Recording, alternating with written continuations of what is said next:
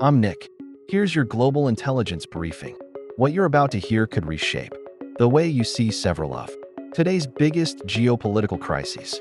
On the battlefield in Ukraine, Russian forces are now reportedly just a few kilometers from the Kramatorsk airfield, raising serious questions about the direction of the war. Inside Kyiv, the sudden dismissal of Defense Minister Fedorov has triggered youth protests and sparked uncomfortable questions across Europe. Meanwhile, tensions between the United States and Iran continue to escalate. Tehran is openly warning that if Washington targets Iran's critical infrastructure, the entire Persian Gulf could pay the price. The Houthis are threatening to shut down one of the world's most important maritime choke points, putting global energy markets at risk. At the same time, America's leadership is signaling that the fight for freedom abroad is no longer its mission. If that's true, the consequences could extend far beyond Iran. Today, I'll break down what's happening on the battlefield, inside Ukraine's political leadership across the Middle East, and inside the growing confrontation between the world's major powers. Let's get started. The situation on Ukraine's front lines continues to deteriorate, despite the optimistic claims of victory coming from Kyiv. In fact, since Defense Minister Fedorov was dismissed, even voices inside Ukraine have become increasingly willing to admit that reality is far worse than official statements suggest. Russian forces have reportedly advanced from the elevated terrain near Oleksandrivka and are now only about 5 kilometers from Kramatorsk airfield. At this point, 5 kilometers is no longer a comfortable buffer. That distance already falls within the effective range of conventional frontline weapons.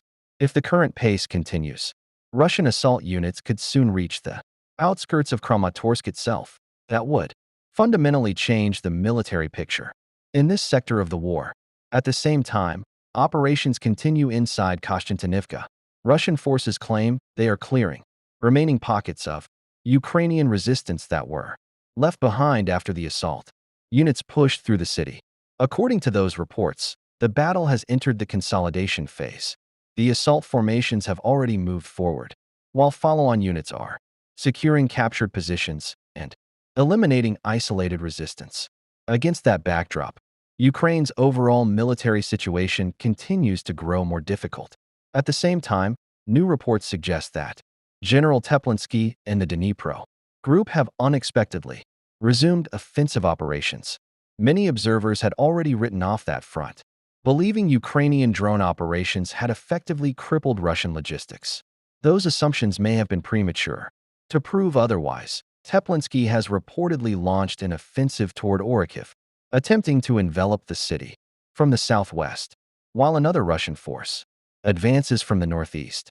Russian military sources say heavy fighting has continued there for several days. If those attacks succeed, they could mark the beginning of a direct assault on the city. So far, however, there are no confirmed reports of a breakthrough. The situation remains extremely difficult. Against this increasingly difficult military backdrop, Ukraine's political leadership has entered a period of growing internal turmoil. Instead of reinforcing confidence, Kyiv has replaced Defense Minister Fedorov, a younger official who was widely viewed as ambitious and focused on modernizing. The military has been replaced by a figure whose past has already drawn accusations of financial misconduct during earlier periods of government service. To many observers, the decision raises more questions than answers. The comparison even reminds some people of former Prime Minister Arseniy Yatsenyuk, whose government promised major security projects but ultimately became associated with corruption scandals instead. Meanwhile, protests have appeared in Kyiv. Young demonstrators carrying cardboard signs have gathered in public squares. So far, however, those protests have failed to generate significant public momentum. The far greater concern appears to be coming from abroad. European media outlets have begun asking uncomfortable questions. Why remove the very defense minister in whom so many Western governments had invested their confidence? How do you justify replacing him while continuing to request billions of dollars in additional military and financial assistance? Those questions may explain why President Zelensky appears increasingly uncomfortable with the situation. According to widespread political speculation inside Ukraine, Fedorov had been viewed as one of the officials maintaining particularly close ties with Washington. Whether those reports are accurate or not is impossible for me to confirm. What matters is the growing perception that Kyiv's relationship with key American partners is becoming increasingly strained. The tension extends beyond Washington itself. Reports now point to increasingly serious disagreements between Zelensky and Kyiv Budanov, fueling that perception even further. One well-known Ukrainian billionaire, who previously survived an assassination attempt in Monaco, recently released a carefully worded public statement. While formally expressing respect toward the president, the statement sharply criticized Budanov, signaling that internal political divisions may be widening even further. If those fractures continue to deepen, Ukraine could soon face not only military pressure on the battlefield, but an escalating political struggle inside its own leadership. The political infighting unfolding in Kyiv comes at an especially difficult moment. At the same time these leadership disputes are intensifying, negotiations with Western partners over immediate financial assistance appear to have stalled. Ukraine urgently needs funding, yet many of the massive aid packages announced in headlines turn out, upon closer inspection, to be repackaged commitments or previously approved funds presented in a different form. The impressive numbers dominate the news cycle. The actual flow of new money is far less clear. That leaves a critical question unanswered. Where will the resources come from to support President Zelensky's long-term military and economic plans? The answer remains uncertain. The challenges extend far beyond finances. Despite repeated claims of battlefield successes, Ukraine is facing increasing pressure not only on the ground, but also in the air. Ukrainian long-range strikes inside Russia continue, and some of them reach their intended targets. But Russia has responded by sharply increasing the scale and intensity of its own missile campaign. According to multiple reports, Ukraine is now struggling to intercept Russian ballistic missiles. The reason is straightforward. Its supply of Patriot interceptor missiles has become critically limited. There are repeated promises that Patriot systems will eventually be produced under license. However, obtaining an American production license is a long, politically complicated process. Even if Washington approves such a plan, the conditions attached to it are likely to be extensive. More importantly, many in the United States remain reluctant to transfer advanced production technology.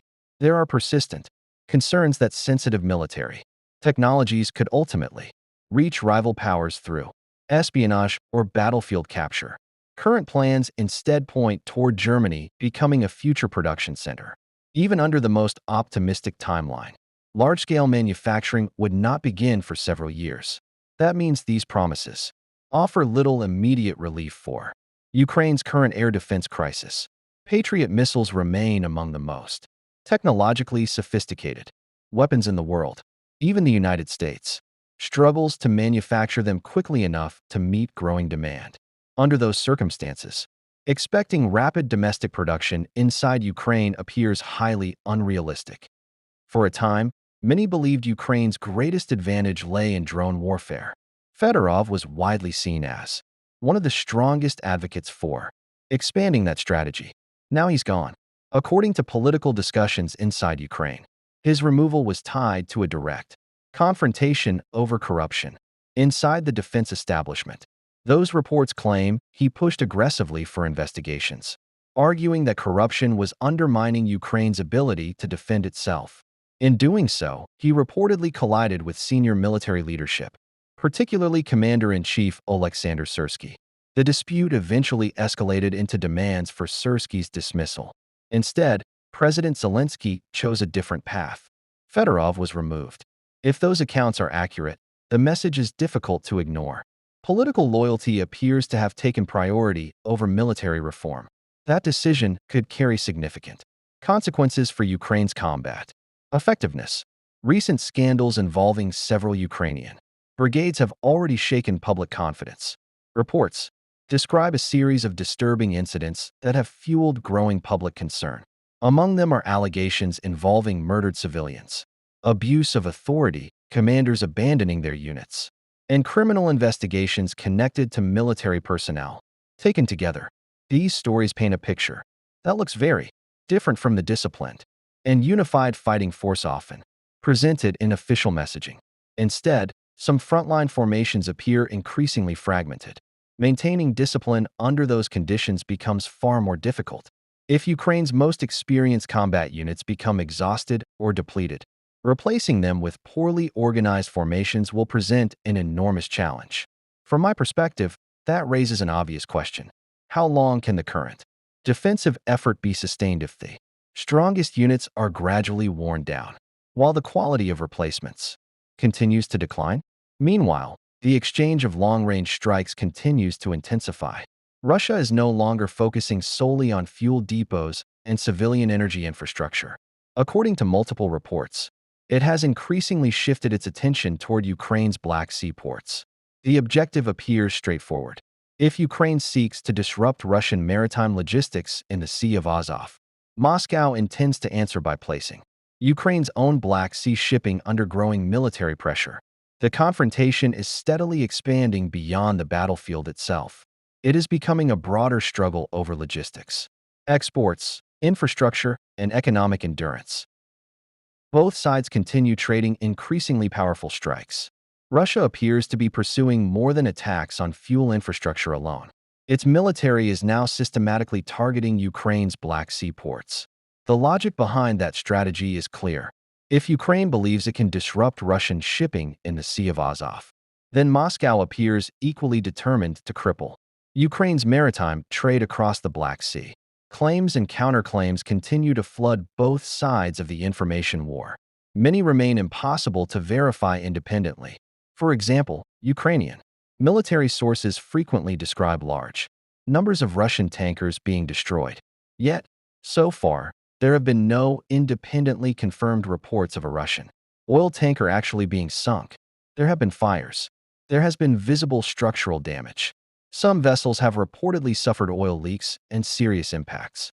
But damaged ships are not the same as ships resting on the seabed.